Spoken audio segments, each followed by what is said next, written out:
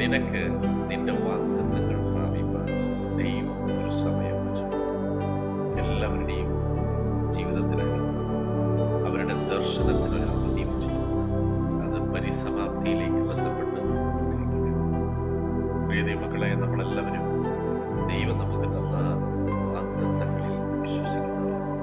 അത് നമ്മുടെ ജീവിതത്തിൽ വന്നു കഴിഞ്ഞാൽ യോസഫ് മന്ത്രിയായതുപോലെ, ദാവീദ് രാജാവായതുപോലെ, എസ്തർ രാജ്ഞിയായതുപോലെ, അബ്രഹാം അനുഗ്രഹിക്കപ്പെട്ടതുപോലെ എല്ലാവർക്കും നന്മകൾ, ഭൗതികം ആത്മീയമായ നന്മകൾ വാഗ്ദത്തം തുറന്നാൽ ലഭിക്കും. എന്നാൽ അതിന് നിശ്ചയമായ സമയമുണ്ട്. ആ സമയം